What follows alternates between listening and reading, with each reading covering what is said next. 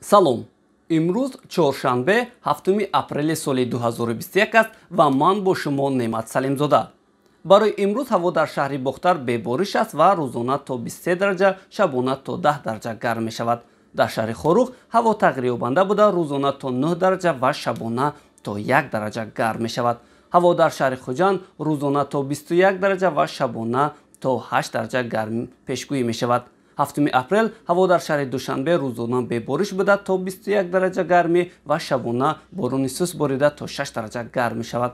рӯзҳои 6-8 апрели соли ҷорӣ дар ноҳияҳои кӯҳи Ҷумҳурӣ фаромадани тарма аз эҳтимол дур нест.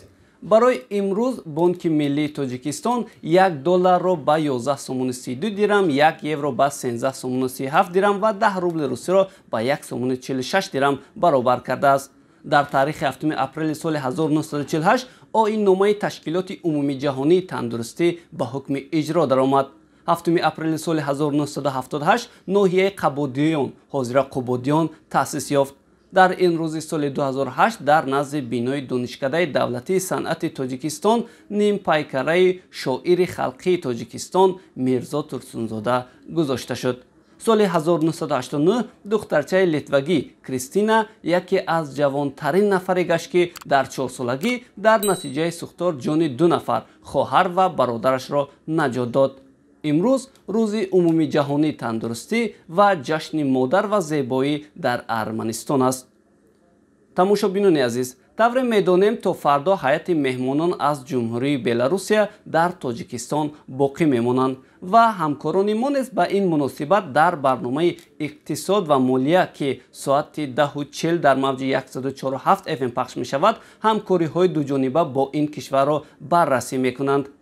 одобу рафтор дар ҷойҳои ҷамъиятӣ як мавзӯи доғ боқӣ мемонад ва дар нашри навбатӣ этикет ҳамин мавзӯъро ҳамкорони мо пайгирӣ мекунанд. барномаро соати 11:40 бишнавед. дар соати 12:15 барномаи Астабори Хуршед, соати 13:10 барномаи Фасоҳати калом, дар соати 13:40 барномаи Ҳамзамон ва дар соати 15:10 барномаи Меҳварро гӯш карда метавонед. тавре медонем имрӯз соати 9 барномаи Бостов баргузор гашт ва мавзӯи он сафари қарибулвуқӯи роҳбарони Иттиҳоди Аврупо ба Туркия ва нишасти навбатии музокироти сулҳи Афғонистон дар Туркия буд. шумо дар нашри навбатии барномаи таҳлили Бостов, ки дар соати 18:50 такрори он нашр мешавад, оид ба ин мавзӯъҳо маълумоти бештар гирифта метавонед. ҳамин тавр дигар барномаҳоро ҳамарӯза дар мавҷи 104.7 FM ва хабару гузоришҳои моро дар сомонаи radiotoj.tj ва дар саҳифаҳои Радиои Тоҷикистон дар Facebook, Instagram, YouTube ва Telegram-у Twitter пайгирӣ карда метавонед. ба шумо тани сиҳат мехоҳем.